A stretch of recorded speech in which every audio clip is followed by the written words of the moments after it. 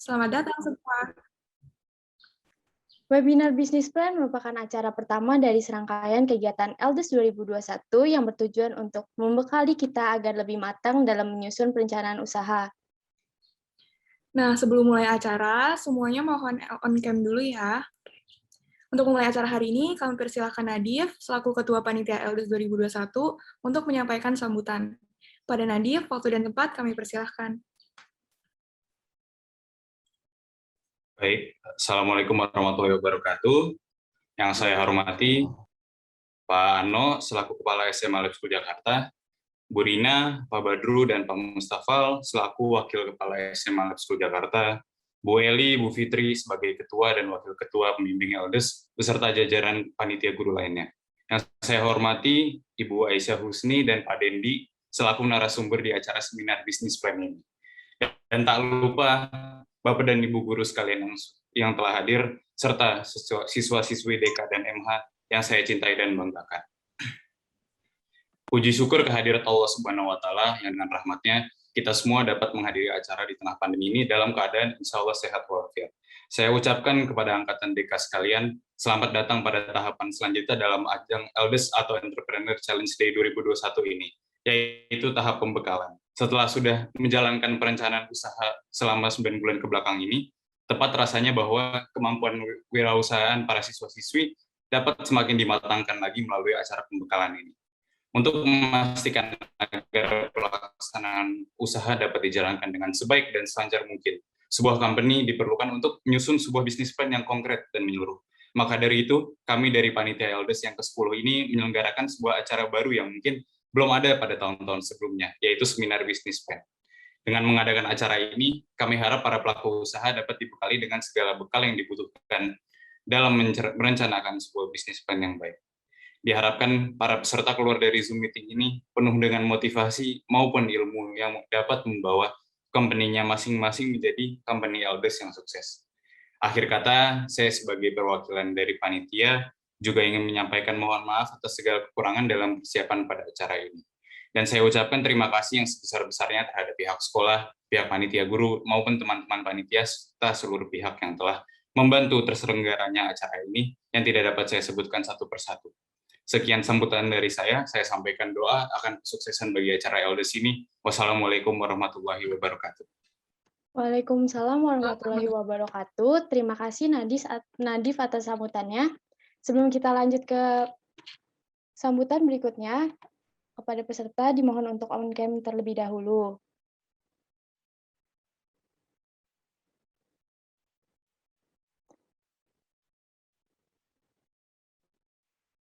Berikutnya, mari kita dengarkan sambutan dari Kepala SMA Lab School Jakarta, Pak Ano.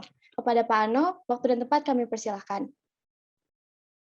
Terima kasih Kak Kintari, Kak Nanda yang sudah membawakan acara pada kegiatan siang hari ini.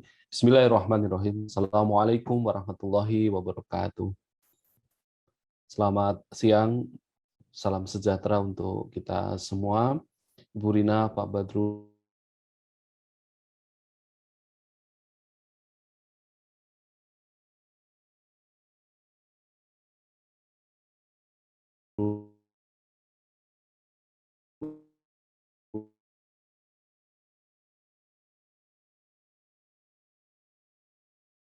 dan seluruh jajarannya, Panitia LDES tahun 2021.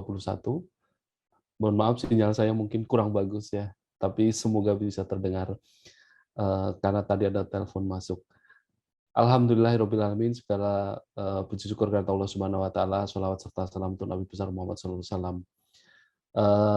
Anak-anakku, hari ini kita akan memulai seluruh rangkaian kegiatan LDES, walaupun sudah lebih awal dimulai barangkali melalui kepanitiaan yang dikoordinatori oleh Kak Nadif, tapi tentunya hari ini menjadi yang kesekian kalinya kita akan menambah ilmu lagi terkait dengan persiapan untuk bisnis plan. Ada Kak Aisyah Husni Mangga nanti yang akan menyampaikan beberapa hal yang terkait pembekalan ini, dibantu Pak Dendi tentunya. Dan ini menjadi sesuatu yang baik di masa pandemi, kalian masih tetap bisa berusaha untuk menyelenggarakan kegiatan yang tadi Kak Nadif sampaikan ini udah yang ke-10. Jadi secara usia sudah cukup matang, sudah cukup baik karena memang kita memulai ini dari hanya dulu pameran kecil di Plaza SMA, memamerkan produk.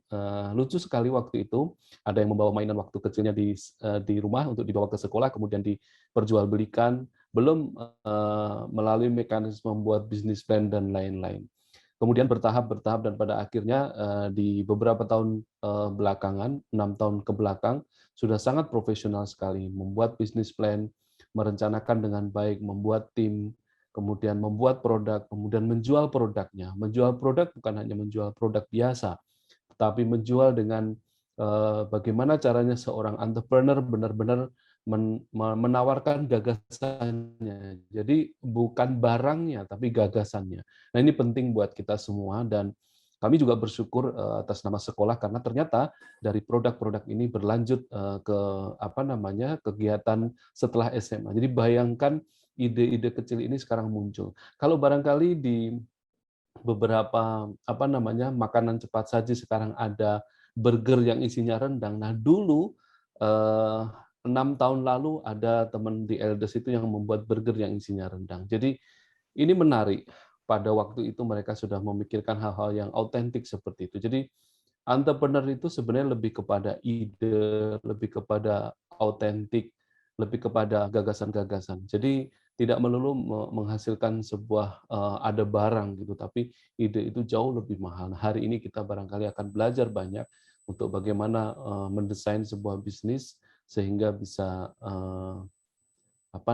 menghasilkan dan tentunya bisa memberikan manfaat bagi kita semua. Oh ya, Harbinger. Jadi tentunya terima kasih kepada seluruh jajaran panitia, kepada panitia guru, kepada panitia siswa, kepada para CEO yang telah mendesain produknya sehingga menghasilkan ide-ide yang baik untuk kemajuan kita bersama. Selamat melaksanakan dan mendengarkan dan belajar seminar Business Plan pada kesempatan siang menjelang sore hari ini. Semoga kita semua dapat menarik manfaat bagi kita dan bermanfaat buat orang lain. Wabillahi taufiq wal hidayah. Wassalamualaikum warahmatullahi wabarakatuh. Waalaikumsalam warahmatullahi wabarakatuh. Terima kasih Pak Ano atas sambutannya. Selanjutnya kita akan memasuki acara inti, yaitu pemaparan materi dari narasumber. Narasumber pertama yang akan mengisi webinar hari ini siapa nih, Nan? Nah, hari ini kita kedatangan Ibu Aisyah, yang merupakan pemilik dari Northfield Coffee loh. Wah, keren banget tuh narasumbernya. Daripada kita kebanyakan basa-basi, langsung aja kita memasuki pemaparan materi sekaligus sesi tanya-jawab yang akan dipandu secara langsung oleh Syeika selaku moderator. Kepada Syeika, waktu dan tempat kami persilahkan. Baik, terima kasih kepada Nanda dan Kintari selaku MC. Sebelum masuk ke rangkaian acara, izinkan saya untuk menyampaikan CV dari Ibu Aisyah Husni Manggabarani.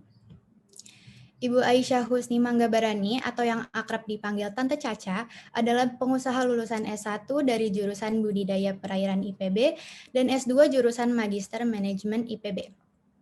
Setelah lulus dari jenjang pendidikan, Tante Caca mulai terjun ke dunia bisnis. Awal yang tidak mudah pastinya, tapi bisa dilalui dan menghasilkan berbagai macam bisnis sukses. Berawal dari tahun 2004 dengan usaha keluarga yang bergerak di bidang perikanan, merupakan titik awal perjalanan Tante Caca di dunia bisnis. Yang dimana bisnis tersebut beliau lakukan sampai tahun 2015. Lalu di tahun 2012 sampai 2016, Tante Caca menjadi founder dari Kahwa Resto yang terletak di Bandung, founder Northfield Coffee dan Resto dari 2016 sampai sekarang, founder PT Karisma Maju Bersama dari 2017 sampai sekarang, dan yang terakhir di tahun 2018 sebagai founder Humairah Catering yang juga masih ada sampai sekarang ini. Banyak sekali bukan? Nah, pastinya kita penasaran kan gimana sih awal dari semua itu bisa terjadi? Apakah yang Tante Caca persiapkan untuk membangun bisnis-bisnis tersebut? Tanpa berlama-lama, langsung aja kita sambut Tante Caca. Halo Tante Caca. Halo Sika, Assalamualaikum. Waalaikumsalam Tante. Apa kabar nih Tante? Alhamdulillah sehat. Semoga juga semua yang di sini sehat selalu ya. Amin, alhamdulillah. Jadi sebelum masuk ke materi, izin mengingatkan ya Tante, pemaparan materi akan berlangsung selama 20-30 menit dan akan dilanjutkan dengan sesi tanya jawab 15 menit ya Tante. Oke, ya. Nanti yang tanya jawab, Sheikha yang pilih orangnya tuh bagaimana kalau Tante? Nanti akan aku bacakan ya Tante. Oke, ya. Oke, bisa dimulai aja. Tante Caca, waktu dan tempatnya dipersilakan. Oke, terima kasih. Bismillahirrahmanirrahim. Assalamualaikum warahmatullahi wabarakatuh. Kepada yang terhormat Bapak Ano dan ibu-ibu guru, panitia, dan anak-anakku sekalian, terima kasih kesempatan yang telah diberikan.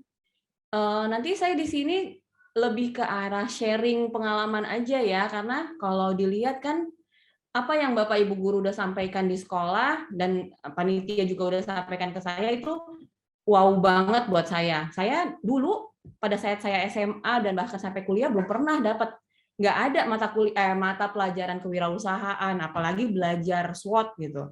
Saya sendiri pada saat S2 baru mengenal SWOT itu, dan akhirnya saya pakai SWOT itu untuk tesis saya di S2. Tapi anak-anakku sekalian ini udah dapat di SMA dan itu wow banget. Itu bekal yang bagus banget bagi kalian semua nantinya. Jadi saya mulai aja ya, saya di sini cuma sharing aja. Nanti kalau ada pertanyaan bisa ditanyakan langsung, bisa raise hand atau bisa melalui chat ke nanti moderator yang pilih, atau bisa kita kumpulkan nanti untuk tanya jawab di akhir. Oke ya, saya share screen dulu. Sheikha, saya bisa share screen nggak? Udah jadi itu, Tante. Bisa. Oh, udah. Hah? Udah ya? Oke. Oke. Sebelumnya biar agak kenal dulu, nama saya Aisyah Husni Magabarani, tapi biasanya saya dipanggilnya Caca. Doain juga mudah-mudahan nanti tahun depan Tante bisa jadi keluarga SMA Lab School Jakarta, karena anak Tante yang kedua sekarang di SMP Lab School udah kelas 9. Doain ya, mudah-mudahan bisa masuk SMA Lab School. Amin, Tante. Ya, nah sedikit mengenai perjalanan Tante dengan usaha. Sebenarnya pada saat lulus kuliah itu Tante langsung lanjut ke S2. Setelah S2 baru menjalankan bisnis yang dibilang bisnis keluarga itu. Dan semuanya itu benar-benar dimulai dari bawah, dimulai dari A, dari bawah, dari A sampai Z semuanya dijalanin sendiri gitu. Nah, dari semua tapi Tante sih lebih mau fokus ke yang bisnis restoran ini. Restoran ini ada Kahwa, ada Northfield, ada Humaira, di bisnis F&B lah. Memang kesulitannya pada saat itu, apalagi pada saat awal Kahwa ini tidak ada bisnis plan atau visibility study. Yang penting udahlah jalan dulu aja. Dan akhirnya tidak semudah itu gitu. Akhirnya belajarlah bahwa memulai suatu bisnis itu ternyata harus punya bisnis plan ya. Makanya mulai belajar dari benar-benar bisnis F&B ini. Nah, next. Oke. Kok nggak bisa next? Oke. Nah, yang pertama Tante mau share itu tentukan rencana bisnis Anda dulu. Tentukan arah bisnisnya mau kemana. Mau bisnisnya seperti apa. Tentukan paling bagus tuh kalau orang familiar, benchmarkingnya mau kemana. Apakah mau jadi suatu perusahaan yang besar, atau misalnya kita ambil contoh restoran aja deh. Mau jadi restoran yang besar, atau restoran yang punya banyak franchise, kecil-kecil tapi punya banyak franchise, atau mau yang seperti apa. Tentukan dulu rencana bisnisnya. Lalu lihat, saya benchmarkingnya kemana, jadi lebih gampang. Oh, saya benchmarkingnya misalnya ke kopi tuku. Oke, apa sih yang kopi tuku lakukan? Nah, sebagai contoh waktu itu untuk Northfield pertama kali kan tahun 2014, 2000 berapa?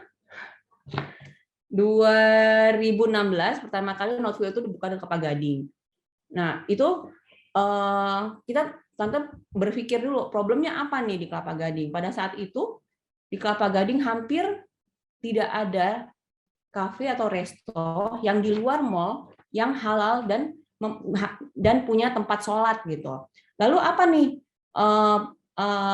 Apakah kalau misalnya kita menyediakan seperti itu, apakah orang mau datang? Lalu seberapa besar atau seberapa besar orang akan mau membayar untuk itu? Lalu terus bagaimana menyelesaikan masalahnya? Gitu. Jadi tentukan dulu problemnya, problem solve bisnis itu. Jadi mau tidak apa problemnya? Orang mau tidak membayar untuk problem itu, dan siapa yang punya problem itu, dan berapa besar problemnya. Di list dulu sebelum memulai suatu usaha itu, tentukan.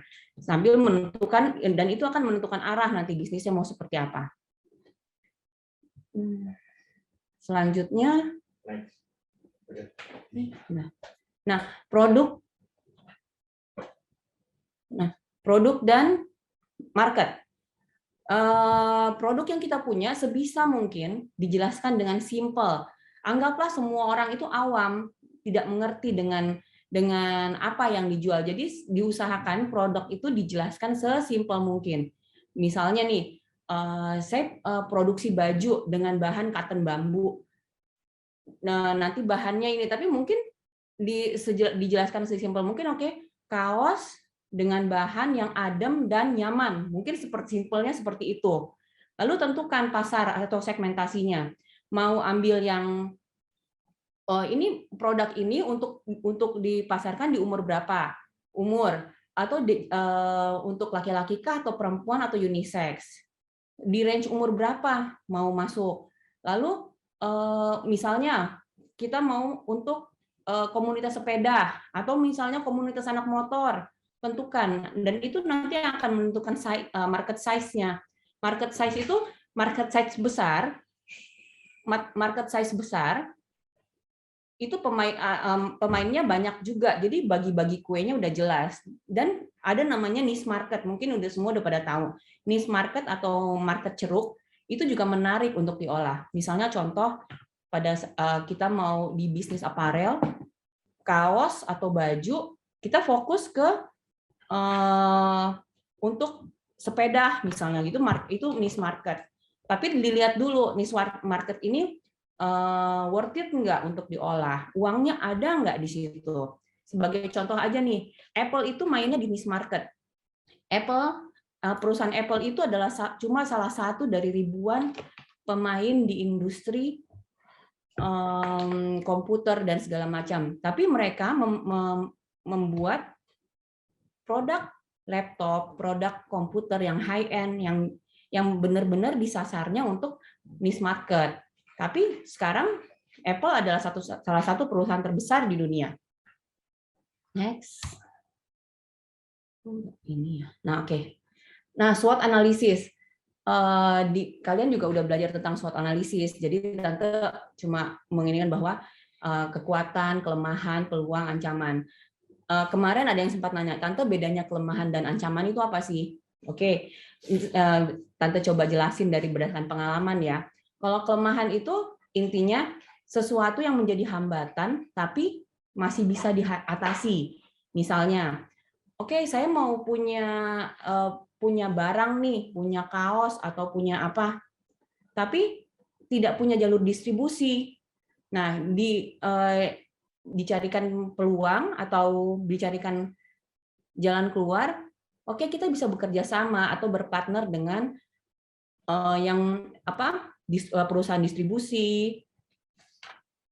Terus ancaman itu kalau Tante bilang sih dari luar ya, dari luar. Jadi ancaman itu bisa jadi ada ancaman langsung dan tidak langsung, ada direct kompetitor dan indirect kompetitor. Direct kompetitor itu misalnya perusahaan lain yang memiliki produk atau jasa yang sejenis. Tapi indirect kompetitor itu adalah misalnya kita di bisnis transportasi. Mungkin kalau misalnya direct kompetitornya, direct kompetitornya ada taksi, ada Grab, ada Gojek. Tapi indirect kompetitornya itu seperti bahwa orang untuk pergi ke suatu tempat, apalagi selama pandemi ini mereka memilih untuk tidak pergi, tapi jadi ancamannya itu kompetitornya itu adalah berupa Zoom, Google, atau cara lain gitu. Jadi ada macam-macam ancaman lah gitu. Ya, nanti kalau misalnya ada yang kurang jelas nanti ditanyain aja. Lalu, nah ini masih nyambung sama ancaman itu, perlu kita lakukan analisis bisnis. Siapa sih kompetitornya? Di Google aja, di Google tuh banyak. Lalu bandingkan dengan produk kita, buat moonchart. Bandingkan bahwa ini produk kita, ini kompetitor A, kompetitor B, lalu measurement-nya mau apa nih? Produk, misalnya harga. Oke, ini harga bagus, ini harga mahal, ini harga apa? Dibandingkan semua sampai dapat kita mau bergeraknya kemana. Dan kita mau mengambil, mau compete dengan mereka dengan cara apa? Apakah ngambil di atasnya atau ngambil di bawahnya sekalian gitu. Lalu ada go to marketing strategy. Itu bagaimana konsumen tahu kalau ada produk kita, bagaimana menjangkau konsumen, bagaimana membangun awareness. Jadi bagaimana konsumen tahu? Mungkin kalau di awal kalau untuk makanan biasanya kita kirim-kirim sampel atau bagi sampel. Mungkin biasa lihat kalau misalnya di mall gitu. Mereka bagi-bagi sampel biar orang tahu, oh ada ini ya dan rasanya seperti ini ya. Karena kalau untuk makanan apa ya, orang tuh sangat-sangat hati-hati kadang nggak mau mencoba sesuatu yang baru karena nggak yakin rasanya seperti apa, apalagi dengan harganya mahal. Mereka lebih percaya kalau misalnya dikasih sampel mereka coba, oh begini ya rasanya ya. Orang tuh rada-rada takut mencoba untuk makanan, takut nggak cocok, takut alergi, takut harganya mahal, ternyata rasanya biasa aja gitu. Lalu bagaimana menjangkau konsumen? Sekarang sosial media di mana-mana, bisa lewat Facebook, lewat IG, bahkan TikTok sekarang. Dulu sih kalau dulu itu mereka bagi-bagi flyer. Dulu zamannya Kahwa saya masih dapat tuh kita bagi-bagi flyer ke perkantoran, bagi-bagi flyer di lampu merah. Tapi kayaknya cara itu sekarang udah nggak efektif. Sekarang lebih banyak orang karena pegang gadget, jadi kita lebih ke arah untuk Facebook Ads, bahkan SMS Ads gitu kan ada ya. Lalu bagaimana membangun awareness? Karena kita menjual tidak hanya sekali menjual bahwa terus orang itu nggak datang lagi. Bagaimana mereka tetap menjadi repeat order atau datang terus ke tempat kita? Bagaimana membangun awareness? Jadi kita lebih ke arah gimana ya? Buat sesuatu yang baru, kita brandnya lebih perkuat di branding, perkuat di makanan atau perkuat di produk, lalu tetap in touch dengan customer gitu.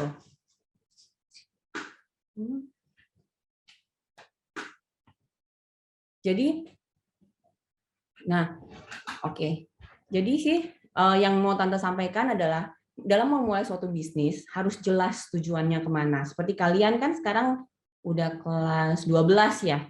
Kalian kan pasti udah tahu tujuan, oh saya mau jadi seorang pengacara nih. Oke, saya mau ambil hukum. Mau mengambil fakultas hukumnya di mana? Jadi seperti itu juga bisnis juga harus jelas tujuannya. Dan kalau saran saya sebagai yang udah selama ini menjalani praktisi itu, coba kenali dan belajar dari A sampai Z. Dari hulu sampai hilir pelajarin. Sebelum saya membuka Notefield, saya sharing aja ya, sebelum saya membuka Notefield Coffee, saya itu belajar tentang kopi 3 bulan. 3 bulan, mulai dari saya ke perkebunan kopinya, diajarin bahwa ini loh pohon kopi, sifatnya tanaman kopi itu seperti apa, lalu setelah biji kopinya dipanen, harus diapakan, karena biji kopi itu tergantung pengolahan pasca panennya. Pengolahannya ada namanya natural, ada dry dry wash, ada full wash, dan itu yang menentukan rasa di akhirnya nanti. Saya belajar itu. Lalu saya belajar bagaimana cara mengolah kopi setelah dipanen dan menjadi biji kopi. Bagaimana cara menggilingnya, karena perbedaan green size itu berbeda rasa lagi. Lalu bagaimana cara mengolahnya, apakah diolah dengan pakai mesin kopi atau diolah dengan secara manual dengan berbagai V60 atau pakai mocapod, itu akan berbeda-beda rasanya. Lalu karena saya belajar, ada salah satu teman saya merupakan key grader internasional. Jadi key grader itu dia pemegang sertifikat internasional untuk kopi. Dia bilang, Ca, kalau lu mau buka coffee shop, lu harus tahu semuanya.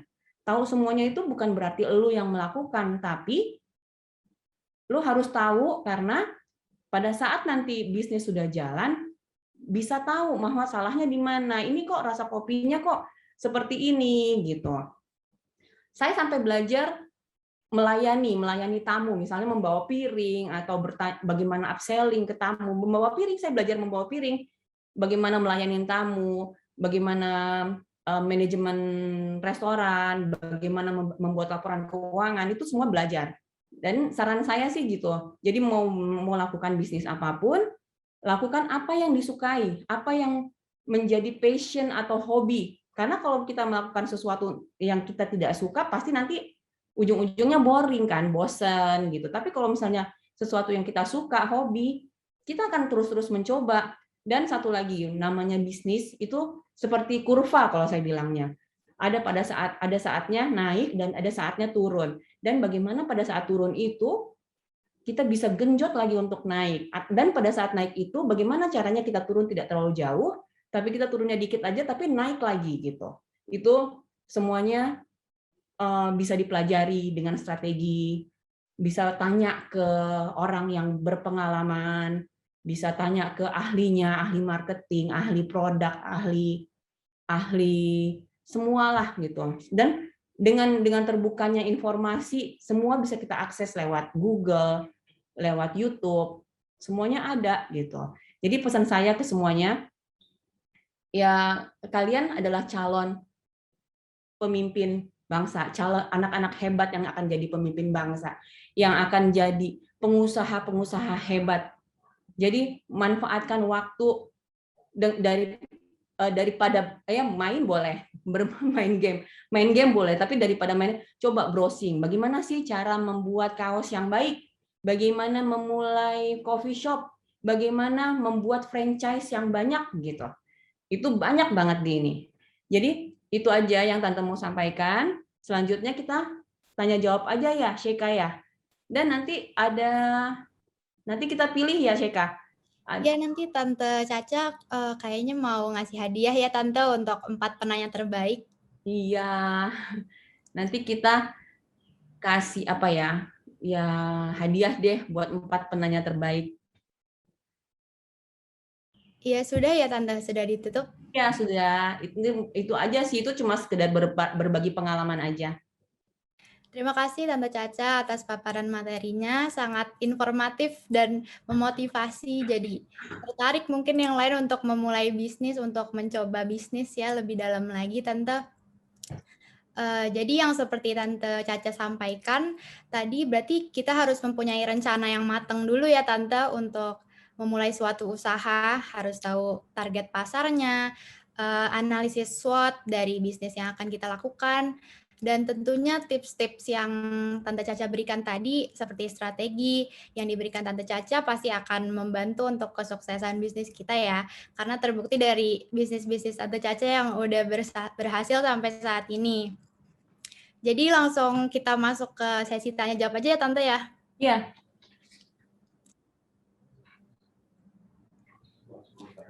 Oke, jadi untuk teman-teman sekalian atau Bapak Ibu guru yang mau bertanya, bisa langsung open mic atau ditulis di kolom komentar.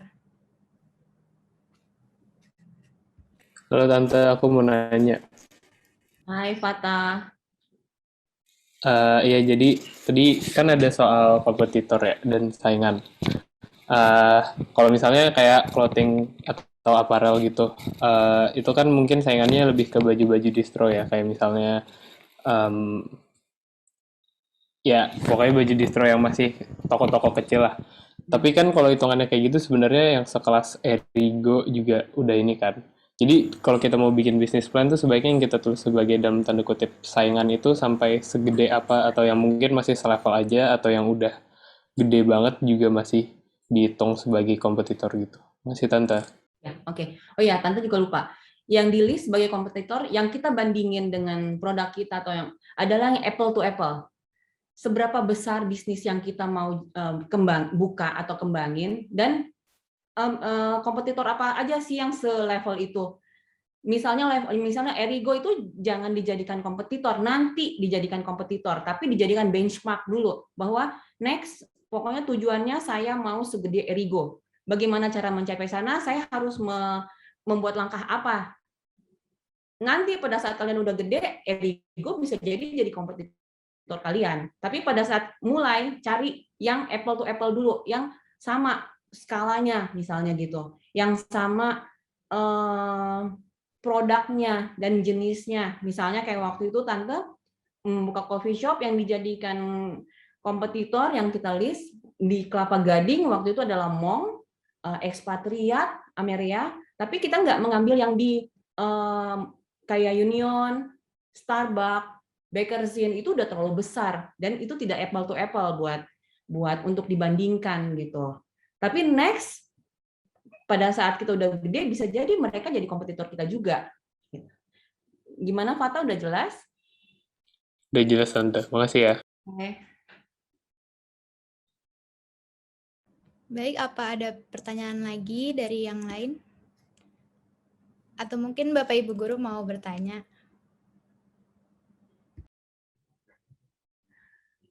Nanti Tante kasih hadiah loh yang nanya. Apa tuh Tante kira-kira? Surprise lah. Oh, iya. Nanti aja.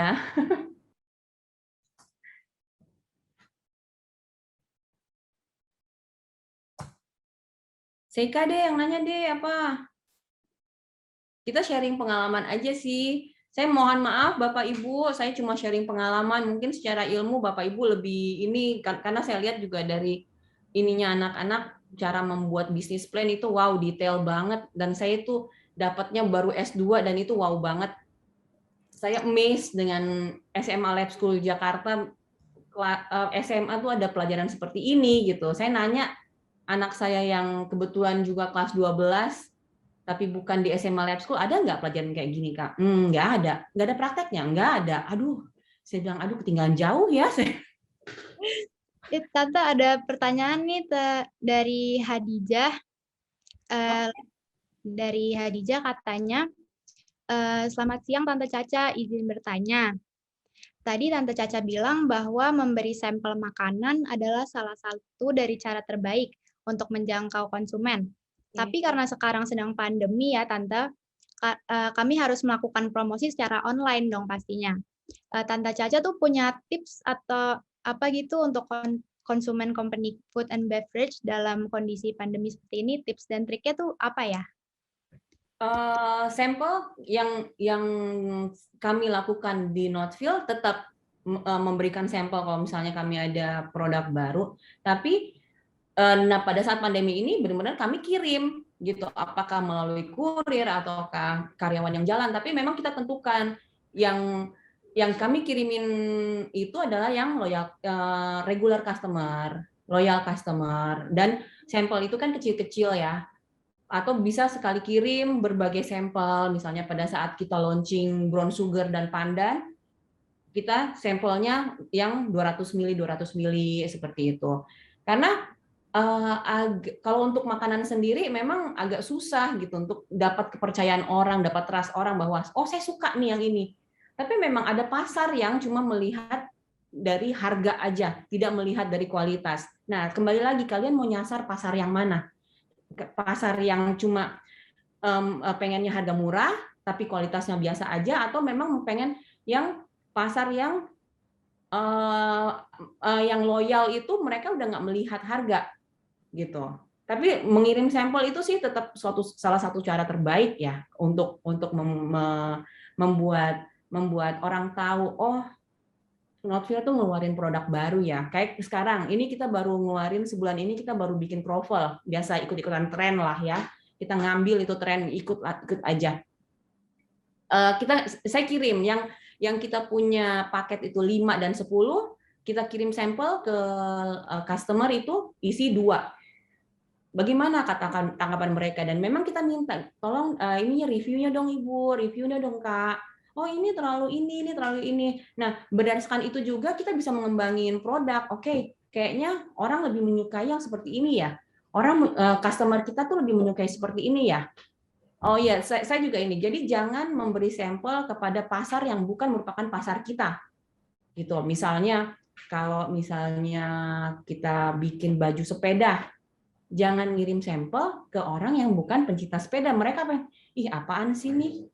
Buat apa gunanya ini kan nggak pakai, mereka nggak akan beli gitu. Jadi hati-hati dalam mengirim sampel atau memberikan produk yang gratis, sesuaikan dengan market yang kita punya. Oh iya Tante, jadi kalau misalnya di era pandemi gini gimana ya Tante kalau ngasih sampel gitu ke orang? Sampel kita cari aja, misalnya kita mau termurah ya kirimkan bahwa ibu atau kakak saya ngirim sampel ya ini. Jadi biar biayanya nggak mahal, misalnya cari yang radius terdekat, misalnya jangan yang jauh, gitu. Dan mungkin ini nih tentukan dulu secara demografi. Jadi kalau misalnya kita masuk ke Facebook Ads itu kan ada pemilihan demografi itu kita pilih dan itu akan keluar ininya datanya bahwa oke, yang kita mau itu misalnya laki-laki perempuan berkeluarga. Misalnya mencari tempat yang nyaman karena itu akan keluar potensial customer di sekitar radius 5 kilo atau di sekitar radius 1 kilo atas ada sekian orang gitu. Itu bisa kita dapat datanya atau mulai dari kawan-kawan terdekat aja. Kalau makanan sih lebih ke arah kita pengen reviewnya kurang apa sih, gimana enaknya supaya lebih menjual, gimana packagingnya gitu. Memang pemberian sampel atau pemberian produk gratis itu harus masuk di dalam biaya R&D, Research and Development atau biaya marketing gitu. Memang harus ada dibudgetin untuk itu.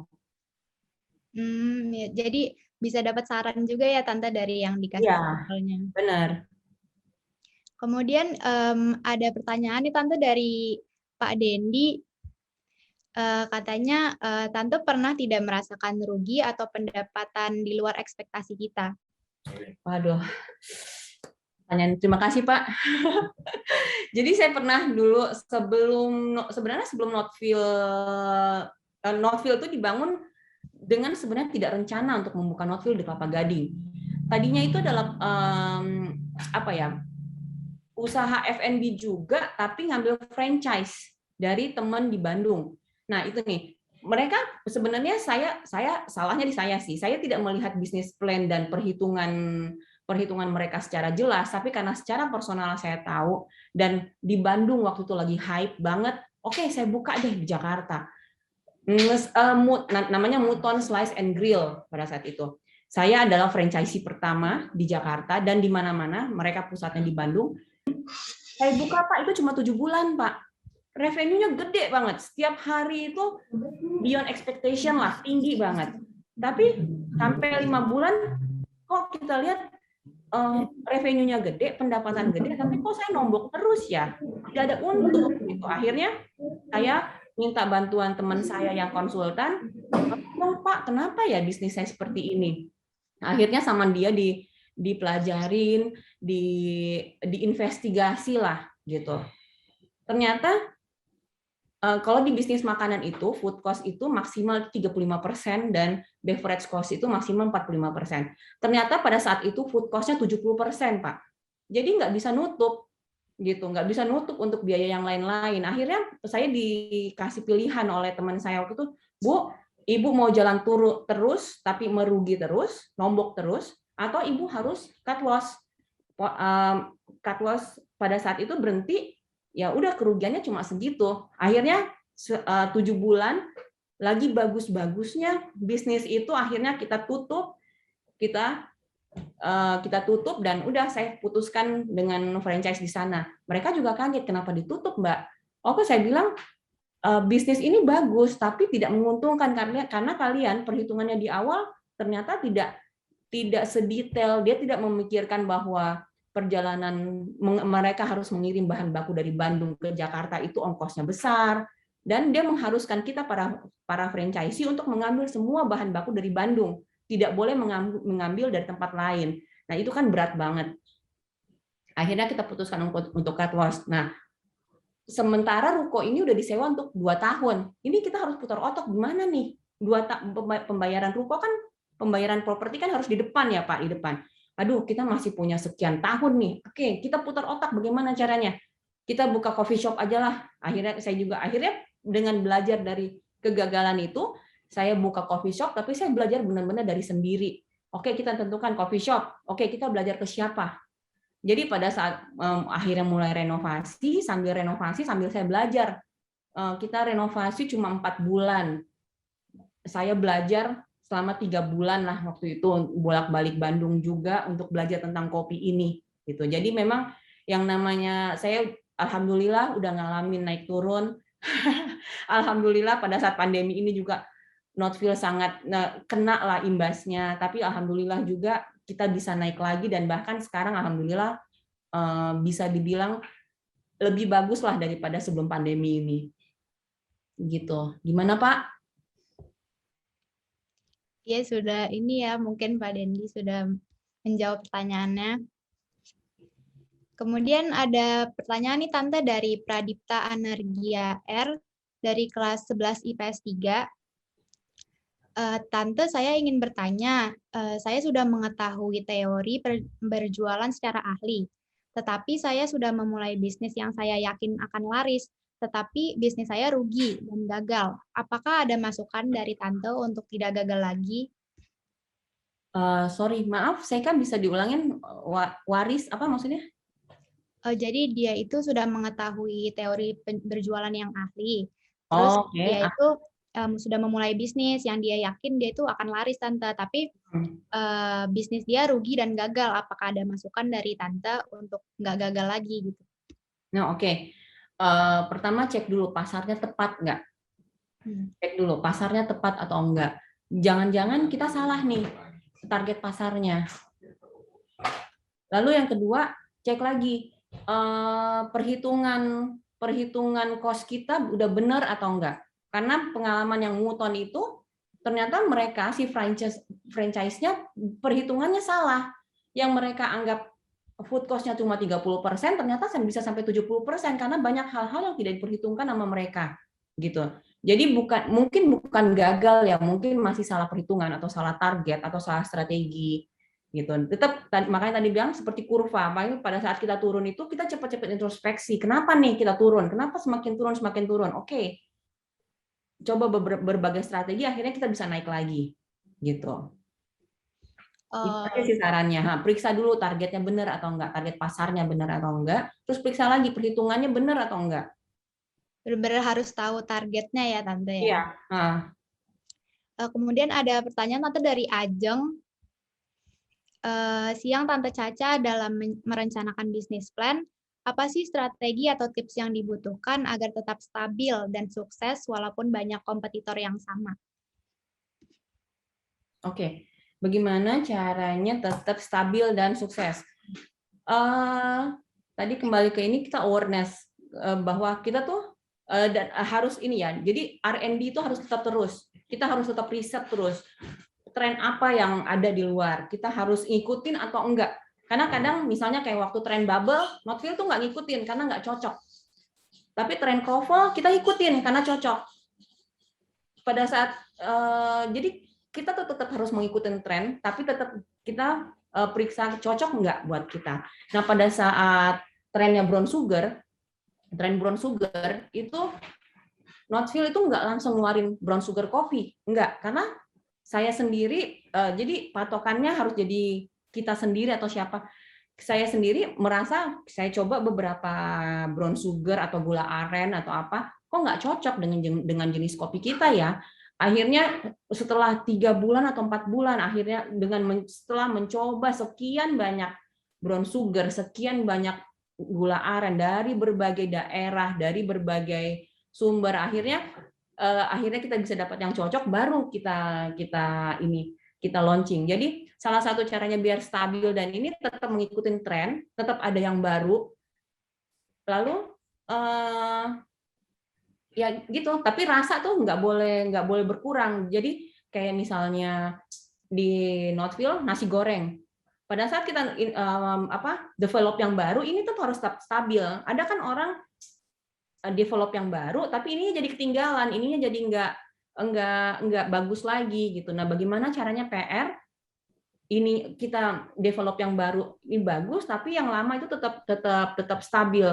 Itu juga harus PR itu. Jadi kestabilan itu harus kita, kalau untuk F&B sih Tante bisa banyak kasih saran ya, karena pengalamannya banyak di situ. Misalnya kalau untuk dapur kita bikin central kitchen. Jadi siapapun yang masak rasanya akan tetap sama. Kan semua tahu kan, bakmi GM beli dimanapun rasanya sama, ya enggak? KFC beli dimanapun rasanya sama, karena si eksekutornya, tukang masaknya itu benar-benar cuma goreng, cuma campur. Jadi itu yang bikin kita tetap setia sama bakmi GM, kita tetap setia sama KFC. Beda dengan misalnya toko nasi goreng di mana gitu, warung nasi goreng di mana, kok sekarang enak, kemarin kok enak, sekarang nggak enak ya. Nah, itu yang harus dihindarin gitu. Jadi emang harus update banget ya Tante ya? Ya, harus ngikutin tren, tapi harus dipilih-pilih juga tren yang cocok itu yang mana. Kualitasnya juga harus tetap bagus. Harus tetap, nah kualitas tetap harus dipertahankan, yang lama harus tetap benar, yang stabil, yang baru harus bisa stand out lah namanya. Iya. Jadi harus punya ciri khas sendiri ya Tante ya? Ya benar. Kemudian ada pertanyaan dari Danes Tante. Dia tanya, apakah ada cara-cara lain selain mengirim sampel untuk memastikan pembeli F&B tertarik kepada produk kami dalam masa pandemi? Oke. Saya nanya dulu, kalau misalnya kita mau makan, sebenarnya yang makan itu kan bukan cuma, yang merasakan itu bukan cuma mulut dan lidah ya. Yang pertama apa? Mata. Jadi bikin foto yang menarik, bikin apa ya?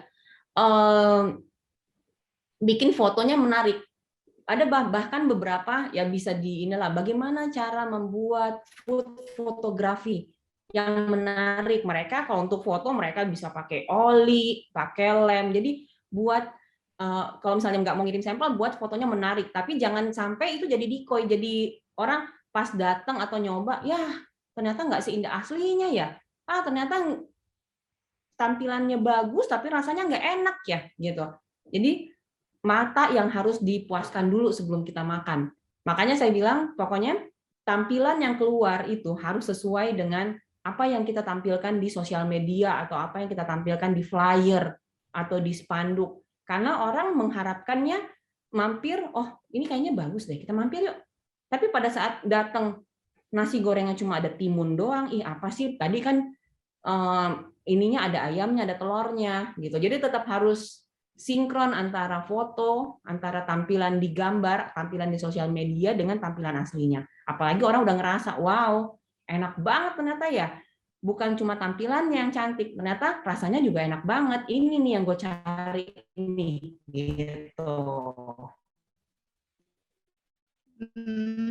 Berarti tampil dengan realitanya juga. Kemudian ada pertanyaan Tante dari Ibu Safa. Ibu Safa Inayati, selamat siang Ibu Aisyah. Bagaimana kiat-kiat sukses untuk bisnis bukan produk, tetapi berupa layanan? Contohnya seperti bimbingan belajar dan lain-lain. Oke, Ibu Safa, Ibu guru ya? Iya, Ibu. Oke, Ibu, saya share sedikit sebenarnya sih kalau untuk jasa bisnis suami saya juga penyedia jasa. Bisnis suami saya itu jasa, Bu. Kebetulan suami saya juga seorang guru alias trainer. Jadi yang dijual adalah jam ngajarnya dia, tapi memang bukan ke sekolah targetnya, lebih ke arah company dan personal untuk coaching gitu. Jadi caranya ya mungkin tetap branding ya Bu. Kalau contohnya untuk suami saya lebih ke arah personal brandingnya, dia akan orang akan percaya kalau oh orangnya ini ya. Apalagi sosial media kan sekarang kita mau ngapain orang pasti browsing dulu ya di sosial media, oh ya meyakinkan nih orang nih gitu. Jadi mungkin di sosial medianya Bu untuk jasa, karena kan tidak ada sampel yang bisa dikirim, dan mungkin dari testimoni para customer, minta testimoni dari mereka untuk misalnya gimana Bu pengirimannya, oh tepat waktu misalnya untuk yang ekspedisi misalnya gitu, atau kalau bimbel, oh testimoni bahwa lulusannya keterima di PTN sekian, dari 40 orang yang keterima di PTN 40-40-nya dengan jurusan ini dan minta testimoni dari orang tuanya atau dari anaknya, dan itu bisa dimasukkan ke dalam sosial media. Jadi orang ya jadi pertimbangan untuk memilih gitu. Jadi karena kita selalu butuh kepastian ya. Kita kan memilih sesuatu tuh pengen yang pasti bagus, pasti enak gitu. Gitu sih. Mana Ibu Safa? Kok nggak ada foto? Terima kasih Bu. Ibu, salam kenal Ibu. Salam Ibu kenal. mengajar mata pelajaran apa Ibu? Seni rupa. Oh, yang seni rupa kewirausahaan ya Bu? Bukan PKWU yang wirausahaan. Saya seni bagian promosinya Bu. Wow, apalagi seni rupa Ibu. Saya ini banget, saya nggak ada jiwa seni banget Ibu. Jadi saya kagum orang-orang yang berjiwa seni. Ya gimana Ibu? Ada yang mau ditanyakan? Masih ada yang cocok? Cukup banget ini, pas banget ini. Yang saya mau nih 3. Personal branding, sosial media, dan testimoni. Terima kasih Bu. Selanjutnya Tante ada pertanyaan lagi dari Dion. Dion nanya gimana caranya Tante Caca ngejaga bisnis di saat pandemi ini agar tetap bertahan? Menarik. Bagaimana cara menjaga? Pada saat tahun lalu ya kita udah setahun lebih ya. Kita juga sempat kaget karena tiba-tiba kita tutup, ada 5 bulan tutup. Kita kaget nih, aduh harus bagaimana nih, sementara saya ada karyawan dan ada keluarga mereka yang menggantungkan nafkah dari perusahaan kami. Saya harus bagaimana nih? Pada saat awal pandemi, akhirnya saya buka usaha baru tuh namanya Paiman, pasar idaman. Jadi kita menyediakan membantu ibu-ibu untuk berbelanja ke pasar, berbelanja ke supermarket, karena kan pada awal-awal tuh semua masih parno untuk keluar ya, apalagi ke pasar. Jadi sumber daya yang ada, saya ajak mereka diskusi, ini kita harus gimana ya? Sementara PPKM kita dilarang buka, tapi saya juga nggak mungkin membiarkan kalian terlunta-lunta tanpa ini, jadi saya juga masih punya beban moral gitu. Oke, mau nggak kita lakukan seperti ini? Tapi resikonya besar loh, kalian harus ke pasar, kalian harus ke supermarket. Bagaimana? Oke Bu, kita mau jalan aja. Jadi pada saat itu kita buat Paiman untuk jadi wadah mereka agar dapat penghasilan pada saat pandemi itu berjalan sekitar kurang lebih 8 bulan lah. Pada saat udah mulai buka lagi, mereka mulai kerja lagi. Tapi memang pada saat mulai buka lagi tuh tidak seperti sebelum pandemi ya, karena kan kapasitas dikurangi 50%, kapasitas hanya boleh 50%. Lalu orang juga sangat berhati-hati begitu dengan makanan yang ada. Akhirnya kita tingkatin untuk take away-nya. Kita akhirnya riset. Oke, kita favorit kita nasi goreng di sini. Bagaimana caranya kita buat nasi goreng yang orang beli untuk take away atau lewat Gojek atau lewat Grab, tapi sampai mereka masih enak rasanya. Gimana rasanya kita bikin kopi yang dingin, tapi sampai rumah masih enak rasanya. Kan kalau kopi esnya dicampur itu jadi watery ya rasanya, jadi rasanya hilang. Gimana caranya? Akhirnya kita mulai putar otak, akhirnya kita ikutan jualan kopi literan, ikut jualan ya makanan take away lah gitu. Ada juga bahkan waktu itu kita jualan makanan frozen food yang tinggal diangetin gitu. Jadi benar-benar harus putar otak, harus kreatif, harus ngikutin rajin-rajin melihat orang ngapain sih biar bisa bertahan di pandemi ini. Bisa nggak ya kita seperti ini gitu. Jadi benar-benar harus rajin browsing, rajin Google, rajin bertanya, rajin melihat yang lain gitu. Gitu sih. Ya, berarti harus banyak-banyak cari info ya, Tante. Ya, benar. Karena bertanya itu penting untuk mengetahui lebih banyak. Kemudian ada pertanyaan dari Pak Hari. Selamat siang, Bu Aisyah. Bagaimana cara mencari tempat usaha yang potensial untuk tempat usaha kita sesuai dengan pasar yang kita inginkan? Mencari tempat usahanya. Mencari tempat, oke. Mencari tempat ya, Pak.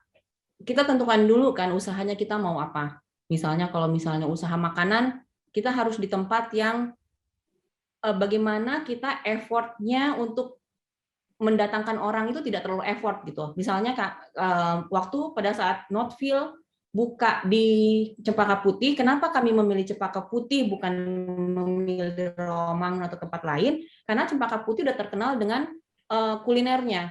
Jadi kita tidak perlu effort lebih untuk mendatangkan orang ke sana, gitu. Itu untuk kafe. Tapi kalau jadi misalnya Pak, contohnya kayak Alfamart dan Indomaret, mereka itu udah ada Alfamart di situ, Indomaret pasti ada di situ.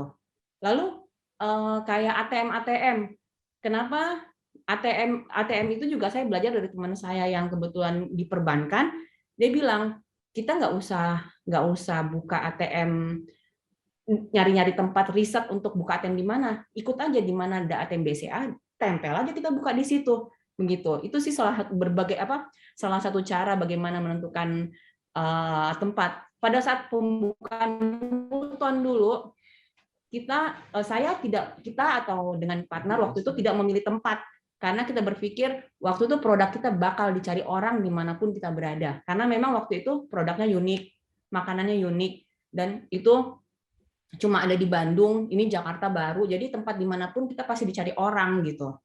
Jadi tergantung produk dan tergantung tergantung tujuannya kita mau apa. Tapi sih kalau saya ini pilih yang kita less effort untuk mendatangkan orang ke situ, gitu. Kecuali kalau misalnya kita jualannya online, yang biasa dimanapun kita ini kan sekarang udah biasa jualan dari rumah atau cuma menyewa satu ruko, tapi jualannya bisa kenceng gitu. Itu aja sih.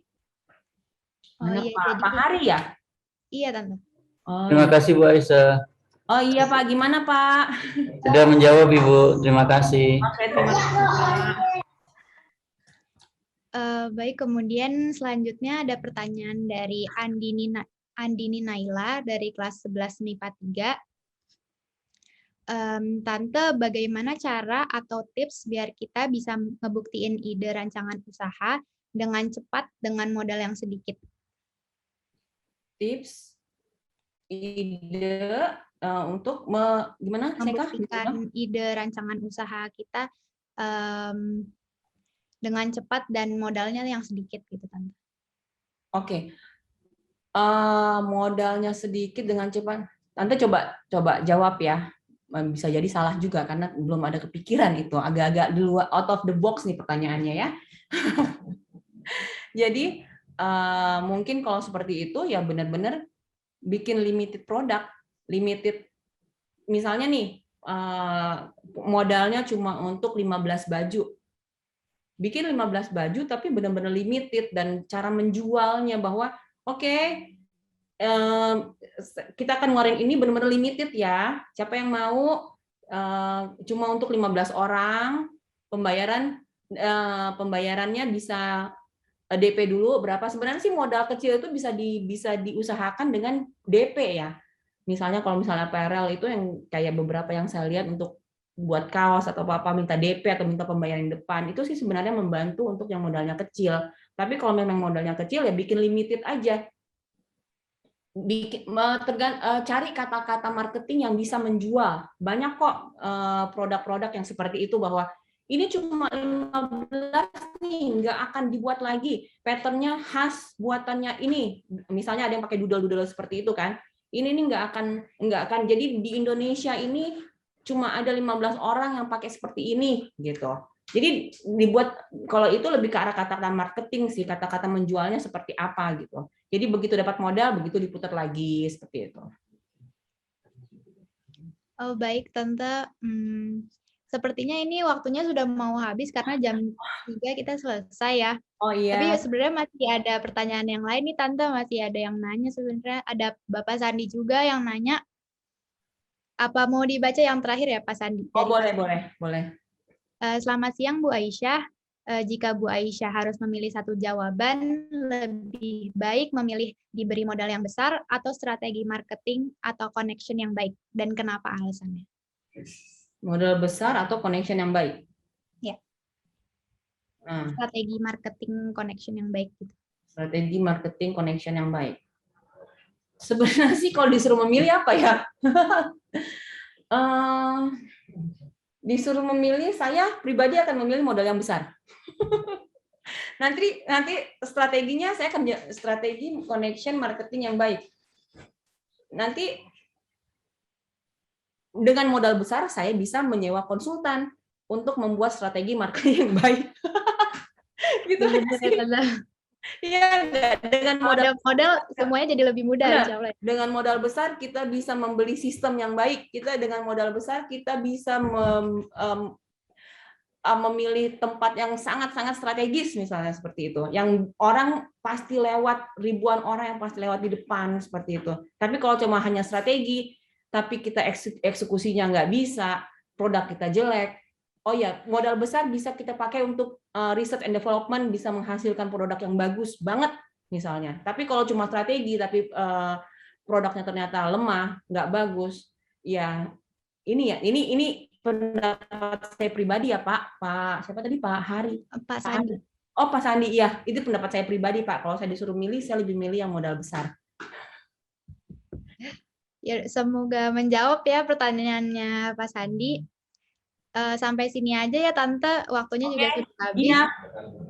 Nanti yang penanya terbaik yang mau tentukan, saya ngasih ke Bapak Ibu nih. Coba tentukan yang penanya terbaik siapa Bu. Nanti biar katanya saya kan udah menjanjikan ada 4 atau 5 deh, nggak apa-apa karena ngelihat yang 11 orang ya yang nanya.